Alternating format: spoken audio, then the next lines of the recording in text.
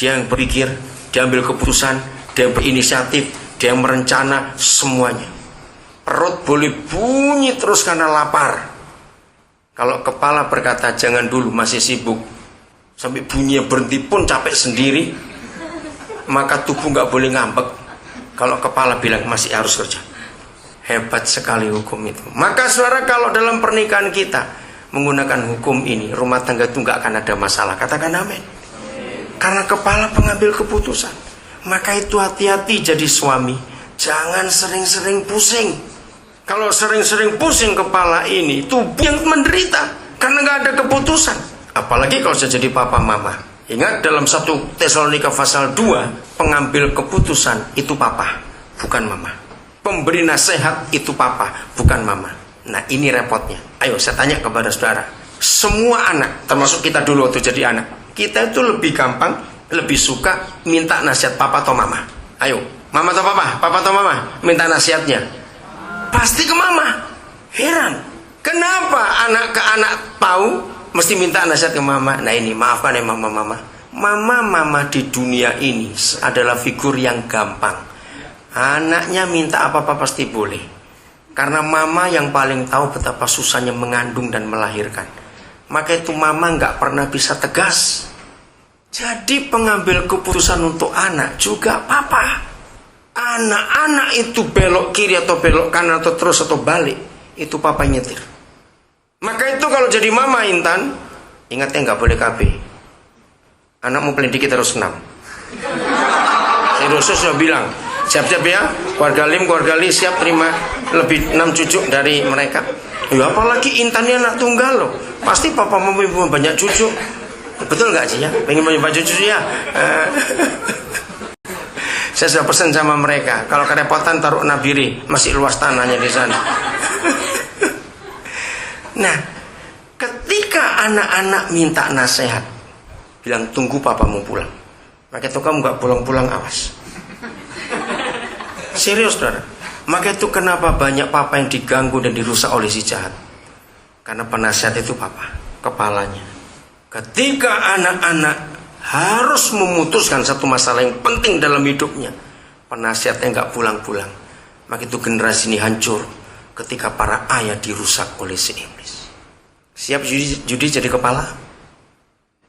Berat loh, mikir dah. Kita pengen kawin, mikir dulu kamu. Bukan cuma 10 kali. Kalau saya nasihati anak laki-laki yang mau menikah, mikirnya 64.016 kali. Kawin tidak 1 kali, kawin tidak 2 kali, sampai 60.000 lebih mikir. Baik kan? Karena sulit sekali jadi suami itu, nggak main-main. Karena kepala pengambil keputusan. 1 Korintus 7. Ini penting sekali, hebat sekali. Papa kita di surga itu adalah pribadi yang sangat hebat. Dia sangat jujur di dalam hal apa saja, sangat jujur. 1 Korintus pasal 7 ayat ke-3 sampai ke-5. Ini penting sekali. Hendaklah suami memenuhi kewajibannya terhadap istrinya, demikian pula istri terhadap suaminya. Ini bicara masalah seks. Saya ulangi lagi, hendaklah suami memenuhi kewajibannya terhadap istrinya, demikian pula istri terhadap suaminya. Ayat 4, istri tidak berkuasa atas tubuhnya sendiri, tetapi suaminya. Demikian pula suami tidak berkuasa atas tubuhnya sendiri, tetapi istrinya. Semua kita harus mengerti, ya, yang belum menikah harus mengerti mulai hari ini. Naluri seks suami istri, ya. Jadi Intan, kalian belum pernah ngalami dan kalian harus tahu hukum ini. Naluri seks suami istri itu tidak pernah bersiapnya bersama-sama. Tidak pernah. Suami istri, dengarkan ini. 90% sekian keributan suami istri masalah seks. Nah, kalau yang satu siap, yang satu tidak siap. Giliran berikutnya yang tadi nggak siap jadi siap, yang siap jadi nggak siap. Itu selalu terjadi. Apalagi makin berat tanggung jawab hidup. Nah, ibu bapak saudara-saudara, di dalam kodrat, ya, dalam kodrat ini ya, Tuhan menciptakan seks wanita dan pria itu beda. Kita harus tahu itu. Wanita itu diciptakan Tuhan bisa sangat tahan sebagai istri untuk tidak melakukan hubungan seks. Tapi suami itu beda. Maka itu harus ada pengertian ini. Begitu menikah, maka tubuh suami milik istrinya, tubuh istri milik suaminya. Nah, kata milik ini yang penting. Berarti suami tidak berkuasa atas tubuhnya. Artinya begini, kalau suatu hari suami lagi nggak siap betul-betul, lagi banyak masalah, tapi istrinya mau, maka suami tidak boleh membantah. Begitu pula sebaliknya, istri lagi nggak siap betul, tapi suaminya mau, maka istri harus menyerahkan diri. Maka itu saudara, ini penting, konsep ini ada selalu persetujuan dan kebersamaan. Begitu yang siap tahu pasangannya tidak siap, maka yang tidak siap harus jujur. Kenapa tidak siap? Maaf para istri yang ada di sini hari ini, saya minta maaf tapi harus ngomong. Di dalam fakta pernikahan, banyak sekali istri menghukum suami nggak mau melayani. Nah, ini terjadinya perselingkuhan dalam rumah tangga. Mengapa lebih banyak suami yang tergoda perempuan lain daripada istri tergoda laki-laki lain? Karena dalam banyak kasus istri tidak punya hikmat. Apalagi ingat, baru punya anak pertama. Wow, itu masalah besar. Dengar ya, yang belum menikah, ngeri sekali. Hampir semua mamah di dunia itu akan bangga ketika dia punya anak pertama. Bangga. Nah, saking bangganya lupa kalau ada anak pertamanya di rumah itu suaminya. Awas itu baik-baik. Banyak istri ketika jadi mama pertama kali, dia cuek pada papanya anaknya, seperti nggak butuh, karena punya mainan baru. Dan memang bangga. Nah, untuk itu suami istri harus punya saling pengertian betul-betul. Harus jujur, terbuka masalah ini. Ya, kalian belum pernah ngalami, tapi hari ini kalian dengar firman ini. Dan suami istri jaga hubungan kalian.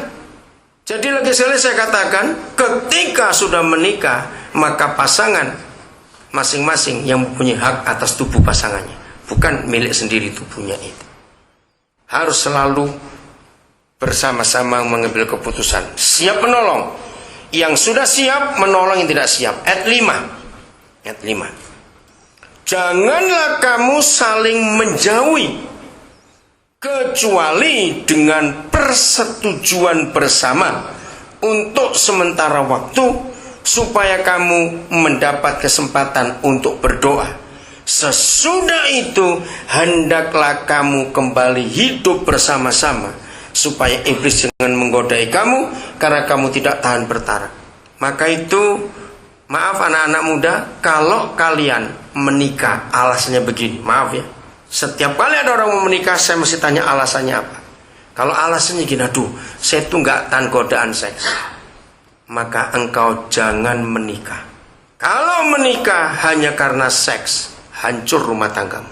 Sebab seks itu sangat tergantung kondisi fisik, itu sangat berbahaya. Kalau pasanganmu tidak bisa memenuhi keinginanmu, maka terjadi perselingkuhan di awal pernikahan. Itu sebabnya kalau sampai ada waktu-waktu tertentu, harus ada break dulu. Beritahukan pasangan dengan baik, sorry aku lagi ngalami gini, untuk sementara jangan. Tapi kata ini penting, Yudi perhatikan kalimat ini. Semua yang sudah menikah ada satu kalimat penting, kecuali dengan persetujuan bersama. Anak-anak muda, kalian harus pakai kalimat ini dalam pernikahan kalian nanti. Dengan persetujuan bersama. Apa saja yang terjadi dalam pernikahan kita harus persetujuan bersama. Apa saja. Nah, saya tidak tahu masalah keuangan, tapi saya ingin juga ini. Jadi tergantung bagaimana income saudara masing-masing. Ambillah sebuah angka, ya kan nggak selalu bersama-sama terus. Dalam hidup sehari-hari pasti ada yang satu ke sana, satu ke sini, urusan berbeda. Nah, ambillah sebuah angka, misalnya di atas 100.000, ini misalnya aja. Yudi dan Intan kalau buat itu ya. Di atas, sampai 100.000, kalau harus belanja dan tidak ada pasangannya di situ saat itu, Perjanjian ya?